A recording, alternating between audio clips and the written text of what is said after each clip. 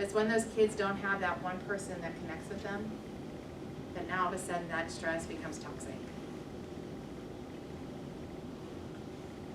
My son's teacher that last week, I'm so thankful, he has this biology teacher who emailed me and said, Trey hasn't turned in any assignments last week. That seems unlike him.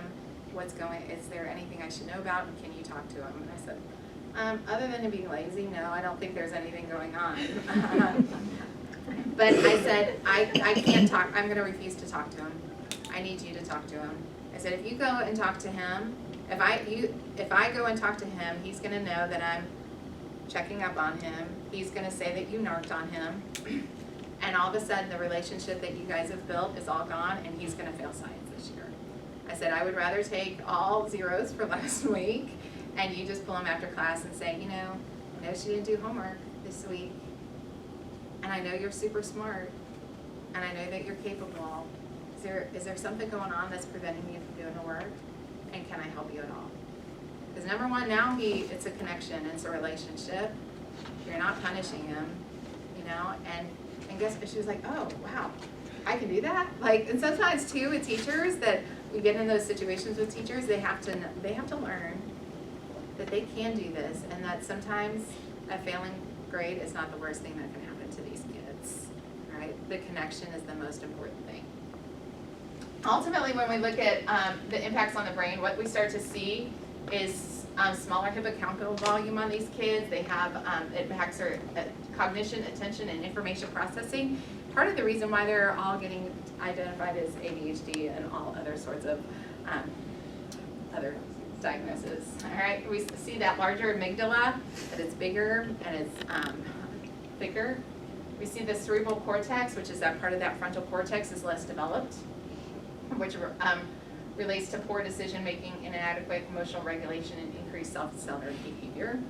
And we see that corpus callosum, that part of the brain that connects the two parts of the brain together, where the left and the right brain talk to each other, that is actually, that has less gray matter, which is, looks to more of a diagnosis of ADHD and bipolar disorder, which so many of our kids are quickly diagnosed with. So you ask, if you haven't asked already, I bet you're gonna ask. First of all, does anybody have any questions on brain development that we talked about? Does this make sense a little bit?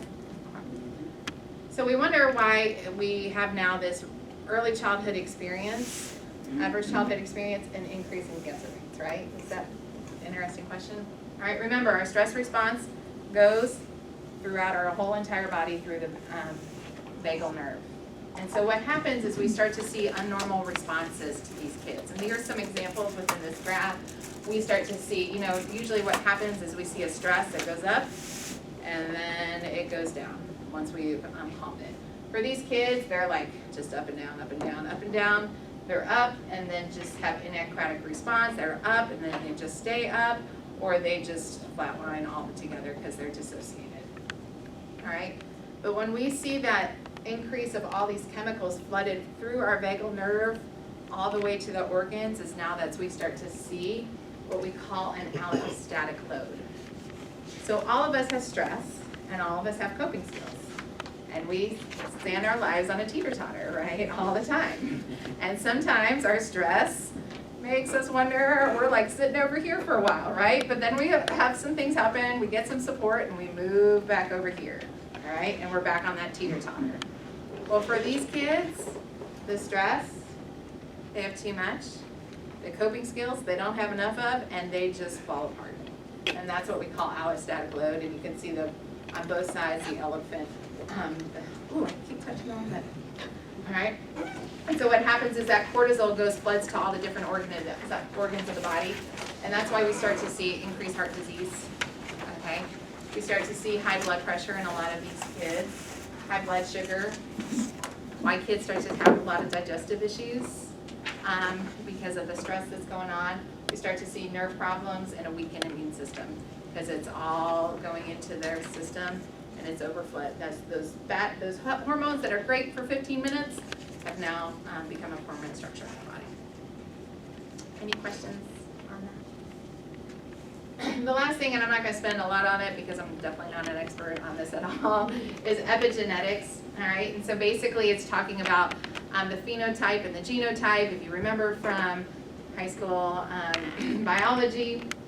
And so basically environmental conditions can change, like in flamingos, can change the color of their feathers based on whatever environmental conditions are going on, whether there's a lot of food, whether there's a lot of sun, what the weather, you know, whatever it may be. And so what we see is that your RNA carries your DNA. It's the messenger that carries and sends messages to all your body. Well, there are certain stress environmental conditions that actually like act as a blanket to that RNA. And so now all of a sudden, that's true self, those messages aren't able to be moved along to the rest of your body. All right? And so we just start to see that you don't get to see the true self. So if you are an amazing musician, maybe those musician skills don't get to be seen. All right? Because they're kind of covered up and not well observed. This is where, this is the whole part of, they actually have a whole medical field on the eco-bio developmental piece of biology, which is an area you've hit my limit of knowing from this.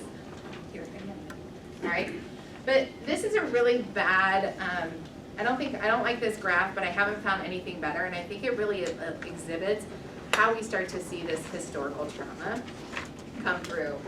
Is that we start to see certain environmental conditions, whether that's stress, you know, trauma, whatever, all right? There's short-term effects and there's long-term effects. Well, if I as an individual have I have resiliency and positive coping skills, all right, that is gonna send me one way within my genetics, all right? If I have poor coping skills, it's gonna send me a whole nother way within my genetics, and that's what I'm passing on to the next generation, all right? So we can start to see if we have positive coping skills, that's what we're passing on to the next generation. If we have negative ones, that's what we're passing on to the next generation. All right, any questions so far? Yes. So you know how, again, mental illnesses tend to be genetic, they're passed on. Do you think that most of them will lie dormant until some environmental factor triggers it? Or do you think that the environmental factors pretty much make it worse or more manageable? So say for instance you have a kid that if in the event he had grown up in a great home, he still was gonna have bipolar disorder, but would it have been more manageable if he grew up in a great home? Or is it only worse because he grew up in a worse home? Or would it have just been the same either way? I don't know how well that's been researched, but I can say that we can give kids skill sets, and we see if we're able to give them skill sets, we're able to support them properly, we can see a much better coping through mental illness and other problems. But is that an absolute? Then I don't know of any research specifically around the severity of a mental illness. Right. So, all right. No, yeah, because I mean it makes sense. Some families everybody would have it, but not everybody. It's kind of like the blue eye gene. Not everybody's gonna have blue eyes, but eventually it's probably gonna show up. So it's kind of like, would everybody have it, but it's dormant, or you know that type of thing. Yeah, and I think it just depends on a lot. Yeah. Yes. I'm gonna go back a few little slides when you talked about the cortisol and all the different issues you can have with that, and it made me think about the medications that these children are on and how that's maybe making it worse. Oh yeah. Oh, absolutely. Yeah. And I can show you guys the slides after we're done. We just did a research study in ours, and so we pulled all in our department. We pulled all the data from kids on Medicaid in Region 6, and the kids in foster care in Region 6 and Medicaid, right? It's like 23% more psychotropic meds on kids in foster care on Medicaid versus the other kids. Like, it is astounding. What is interesting, if we look at developmental disorders in these kids, we see the top 5 diagnoses in traditional Medicaid, children in traditional Medicaid. Top 5 diagnoses are, you know, that here. In kids in foster care, same top 5 diagnoses. We just have dramatically more, all right? And the medicines, you know, can kind of align with that. When we go to mental health disorders, this is what I think is I thought is fascinating.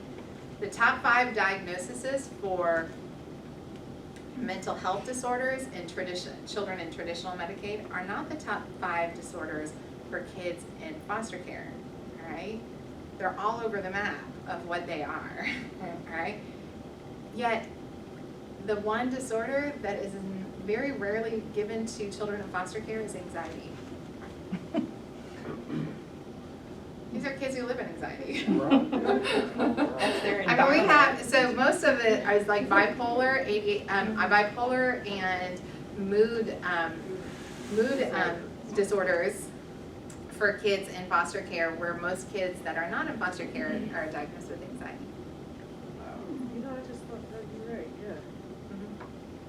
Yeah, because we don't, and bottom line is we don't have a diagnosis of early trauma, developmental trauma in the DSM-5, so nobody can diagnose them that way. So I think that's why we get a little bit, but. Well, and your son, his medicine history was just unbelievable, and it was amazing to me, and we tried to find it, how the foster parents influenced therapists, psychologists to change the medicine. Oh, it's too, you know, the dosage is too high, too low, etc. And we, you know, so the medicine history for a child that's 7 years in the system is just unbelievable. My son was on 7 psychotropic meds when he came Crap. Yeah. I'm sure they were the ones that are supposed to be managed better. Just a question, do you think, is ODD on that list of? Oppositional defiant. Yeah. I believe so. And I can show anybody the slides that. I mean, that's the only way they yeah. can put them in RTC, so yeah. Yeah. One thing I did notice is, you know, a lot of times with the foster cares, and when I look back at my son's file, is every home, by the way, where medication was increased was a home in which they found out later that there was subsequent abuse happening. All right? Every time there was behavioral escalations, all right, it was because there was something else going on in that home, all right? And instead of us going like, okay, why is this child acting up? And digging into that cause, what was the response? Just medicate them. More meds, you know? And poor Chris here just sat and watched it. I mean, he had to witness that, right? And he had to, it's like, no, there's more to this. This is not this kid. You know, sometimes it was, but, you know, a lot of times, and so that's the problem, right? Is because we don't have placements to send them to. We have to keep them in the placements that we have available. So it's easier just to medicate them. Yeah, make it more manageable. We got my son almost all the way off his medicine. He started to rub, so we had to put him back on medication. But as we walked through, and part of it too was like, I mean, and we just kind of gave him the choice of like, you're not able to manage your emotions right now. So you can be off all the medication and we'll do therapy and we'll support you and do that. Or you have to be on medication and you kind of have to do a little bit of work, or just all medication and you don't have to do any work. And his biggest fear was like, I want to do the medication and no work was his choice, all right? But he's like, I don't want to feel like a zombie. You know, I don't want to feel like a zombie. And I'm like, okay, well, how about we compromise in the middle? And so we compromised in the middle, and he might do the work a little bit. Any other questions? No. All right. So back in, when was the study published? 2002, I think. 2001. There was a 40-year longitudinal study in Hawaii Islands where they looked at 700 kids that were born the same year. And my first response to this study was like, wow, there's 700 kids that are born in this island in Hawaii. I mean, so that was my misjudgment there. So yeah, I guess so. And they monitored them from birth to age 40. And about 200 of those kids, so like a third of the kids in the study, had traumatic experiences, grew up through that. And so you take those 1/3 kids, right? Out of those kids that had those traumatic experiences, 2/3 of them ended up in lots of problems. They were able to see behavioral dysregulation, see problems quickly, easily by age 10, lots of problems. But then there was 1/3 of that group that they didn't see anything. And so they really spent a lot of time studying that group and what that was. And they really basically said they have resiliency, all right? They have better temperaments, early language development, close bond with one stable adult. All right, so if you don't think that you're making a difference, trust me, you are. Because you're one adult with a stable relationship. Ultimately, that's what we're trying to do, is build resiliency in these children. All right, what that means is we want to nurture a positive view of themselves, sending them messages all the time. I mean, our own children need that too, right? You know, the rest of them, but they constantly need those positive messages of encouragement. My husband said to me the other day, he took a leadership class, and he's like, oh my gosh, Diane, he's like, they talk about how you need to give everybody a way out. And he's like, I realize you do that all the time with Trey. And I said, what do you mean? He goes, well, every time I go to talk to him, you're always like, I know this is not what you meant to do, because this is and I tell him what a great, amazing kid he is, and he's like, you already gave him the way out. He's always, and it's been frustrating him for a while, but then he started to find out. He's like, hey, that was a way to build resiliency, give them the way out so that they know that this behavior is just a behavior, but who they are is something more amazing. We want to help them move towards their goals. One thing that I've noticed about these foster care interviews that I hear a lot is everybody's like, oh yeah, all you have to do is ask these kids where they want to go, what they want, right? Yeah. Do they know how to get there?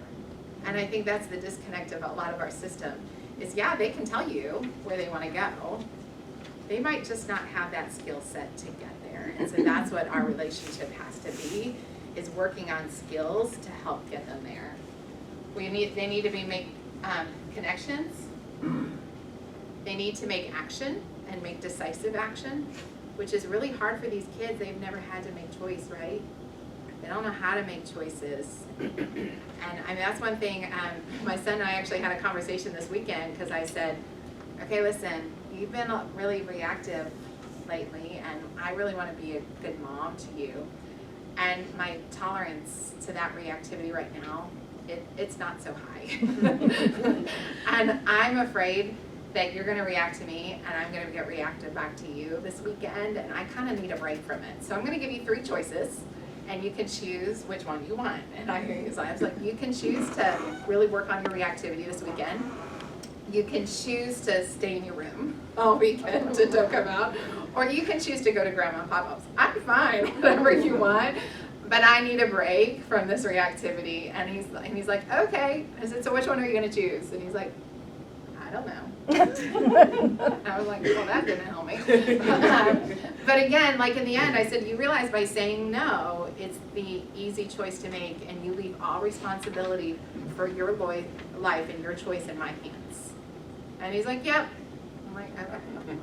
So I chose connection. I kept him with me all this weekend. He reacted, and we just tried to love him. So my point, you realize I'm a sucker. Anyway, but factors associated with resiliency. There is so many groups that tell you what to do. I like this group just because it seems simple, right? These are simple things that we can work on. Relationship factors is unconditional love from a parent, all right? I don't know if we can always get that for foster care kids, but, we can give them unconditional love, that we're going to love them no matter what they do. Having a good friend, helping them develop those friendships. Volunteering in the community. By the way, I've learned this. Habitat for Humanity allows you to help with lay the sod in the yard for children under 16. So that's one thing we do. Okay, we can just go do something physical, and we'll go lay sod, and that's our volunteer stuff. And I'm with them, and and things like that, but we're out doing it, you know. So just simple volunteer things that you can possibly get. Being a part of a social group, which is so hard right now with COVID, and having support outside the family, which is, you know. Resources is having a clean, safe home with food. That food is important. Resources and opportunity to learn, which is hard when they're constantly switching schools, right? Finding those teachers that they might be willing to connect with them and give them an extra bit. Engaging in a hobby or using their intellectual or creativity skills, going out and just doing something fun where they can, whatever it may be. Being a part of an organized sport or physical activity, and just having fair and consistent rules. Some of these, it's a crapshoot for children in the foster care system, but there's some of them that we can try to at least get for these kids. Ultimately, within this, we have 3 pillars. So if we look at research, they say if you have children that have experienced trauma, we need 3 things. The first is safety, the next is connection, and the last is self-management skills. TBRI, which is trust-based relational interventions, that's taught out of Texas Christian University. They call it empowering principles, connecting principles, and correcting principles. It's the same thing. Multiple researchers have come back with the same thing. They say it differently, so that's why I put it on this slide. But ultimately, it's safety, connection, and self-management of coping skills. So I want to talk about safety. You can be safe, but not feel safe. Be safe, but not feel safe. And what we need these kids to do is feel safe. At the core of their body in that amygdala response, they're going to react to everything until they feel safe. And that's just the way it is. And we have to go above and beyond to help them feel safe. We have to help foster parents understand that above all, they have to feel safe. All right? And the sad part about it is once they feel safe, watch out, behaviors are coming, right? But that is important that they feel safe. And we have to help parents understand that difference to them because a lot of times they just don't get that difference. And again, where does that come from? Giving them grace, giving them compassion, allowing them to be a contributor in their lives, giving them routine, reliable support structures, being accepted, understood, giving them predictability. Everything that they need, we need to have those structures built into their lives. Now I put this in here for y'all because I guess I said this at the CASA conference and I shocked a lot of people, but the children need to feel safe, but it doesn't mean that you will. All right? A lot of these kids come into your home and they're full of trauma. And the people in that home don't feel safe anymore. I can't guarantee you guys that I won't be punched. I can't guarantee you that my underwear will not be stolen. I mean, that's a reality. I can't guarantee that my daughter's room won't be gone into. All right? I can't guarantee that I'm going to go out and have an evening as a family and not have an emotional disruption. All right? I don't always feel safe in my home. All right? And if I'm gonna help him heal, I've gotta be okay with that. There's the number one reason for placement disruption is that we no longer feel safe. But I have to be able to work through that. All right? I have to be able to work through that safety, be willing to not feel safe for a time so that he can heal. That's a really hard thing to ask families to do. It's a really hard thing. And I think that's one of the things that I feel like is missing from the foster care system is that they don't always realize what they're making the foster parents. They don't educate foster parents of what they're getting into, number one, all right? And they don't have the realization that this is what we're asking them every day, is to not necessarily feel safe in their own home. But oftentimes, especially our older kids, that's the reality of the world. If we can get past that safety, and I'm willing to feel unsafe, I can start to connect with this kid. And connection is everything. Has anybody here ever done or watched equine therapy?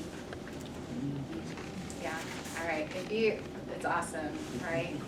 I suggest anybody, if you have an opportunity to watch connection-based equine therapy, watch it. It's amazing. It's phenomenal. So we did this with my son for about a year, and I'm not sure he got anything out of it. I'm sure he did, but I don't know what. That will be in 20 years, we might be able to figure that out. But my husband and I got a lot out of it. And one of the things that, so basically you go up to this horse in a field, and you say, you have to ask, and if you're horse people, then this might be an easy skill for you. For me, like I have a tortoise, and that's good for me. I do have a Great Dane, and that's annoying for me. But so you have to go up to this horse in a field, and you have to get the horse's attention, and you have to get that horse to connect with you and walk into a pen and do a circle around you. Impossible. Like, that's such a big skill. Like, you're like, no, that's easy, right? And and what they say to you is like, they just send you on the field and say, go do that. Okay, I have no idea what I'm doing, right? And that's what I think is so amazing, is like, they threw you us out in this field, we have no idea what we're doing. They didn't give us any instructions. And we failed miserably connecting with this horse, right? So then they show us how to do this. And then they're like, okay, you gotta look at the horse's hip. Can't look at the horse's face. Can't look anywhere else. You gotta look at the hip. You gotta apply pressure, and you gotta start small. And then if they were, then you gotta go up, right? And so in this, I just really felt like this was such amazing analogies when we start to connect with kids. Because the kids are gonna do one of three things, right? They're gonna ignore us, which we see that all the time, like teacher 101, right? The child will ignore you. You go up to the child and you get in front of their face and you put your hand on their knee and engage them. I got that down, right? You can ignore me all you want. I know how to be present. Avoiding, the horse just starts walking away. I was like, what do I do now? They're like, follow the horse. Okay, so I start following the horse. I'm like, do I do anything else? No. And you just keep going and following the horse. I'm like, but I have to get him in the pen. And I am already looking to the end goal, right? But it wasn't about the end goal, it was about the journey. And how often do we work with kids that we're like, okay, we gotta get them to from A to B. We forget about the journey. We forget about the walk around the pasture and the place that they're going and walking alongside the horse. And the last thing, which I thought I would have been so good at it, being so in tune to children for so many years and working with them in really intense situations, I forgot to notice when the horse noticed me. So I'm too busy trying to get the horse's attention that the horse would stop eating for a second, look up at me, but I was too busy getting the horse's attention that I never even noticed that he noticed me. And how often do we do that with kids, right? It's like we keep talking and talking and talking, and they left us a while ago because we just were too busy talking, all right? We didn't give them a chance to show us that they were listening, and so since we ignored them at that one moment, they just are done. And so we have to really pay attention to each kid because they're all really different. And really when we pay attention to those cues of when did they pay attention to us? And then when did we railroad past them? When are they avoiding us, but they're allowing us to walk on that journey with us? Because again, what we want to be is a contributor to their lives. We don't want to control them. We want to contribute to their lives. We want to be alongside with them. Now, because we're all human, we're all going to fail. All right? Everybody raise your hand. I have failed.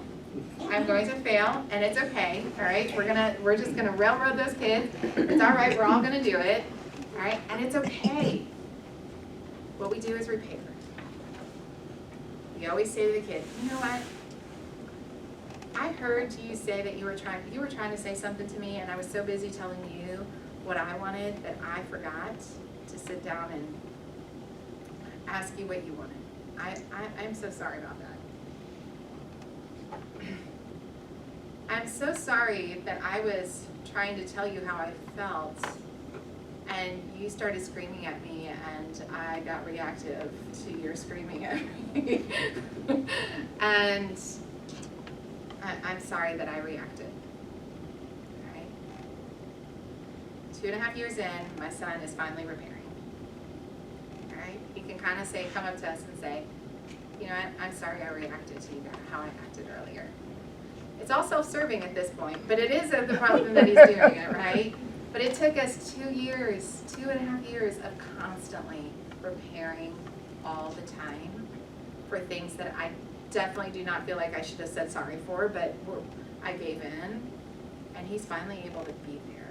Because that repair is so important. These kids don't have repair. These kids have, like, and I've heard him say things like, well, if that person's an adult, you're supposed to just do what they tell you to do. Not necessarily. Doesn't mean I'm perfect all the time. Alright? Because that's how they start to get controlled. That's why our kids are very likely to be victims of human trafficking. That's why our kids are more likely to get into violent situations and join gangs, because they are so used to being controlled. And we want to help them through that. Attachment security and an emotionally close relationship is the primary goal of trauma treatment. Above anything else, we want to worry about attachment, that connection. 100%, if we're going to support trauma, we have to be willing to connect, even when it's hard. So how do you work with regulation and coping strategies? Right? We see this, right? There is an alarm, there is a alert going on, and all of a sudden it's followed by a tornado of behaviors. Now, if I was going to be teaching to a classroom full of teachers, I'm going to go into like, oh, look at the antecedent, look at what happened before then, look at what happened, how you reacted, look at what the purpose of the behavior was, all these great things. I don't think it's that black and white for these kids out of trauma. Alright? So the normal, what they teach to teachers, what they teach to everybody in managing children's behavior is different for kids coming from trauma. Because they have no idea, it could have been the smell of the perfume of the person sitting next to them that erupted them. And have nothing to do with anything. And I, as a teacher in a classroom, there's no way I'm going to figure that one out. Right? But we do have to start to see trends in the behavior. Right? We do have to start to look at what was happening beforehand. And we can tell a lot about that kid, and we can start to learn that child. When that behavior erupts, we're going to see a downstairs brain and an upstairs brain. All right, downstairs brain, remember, is that brainstem thinking.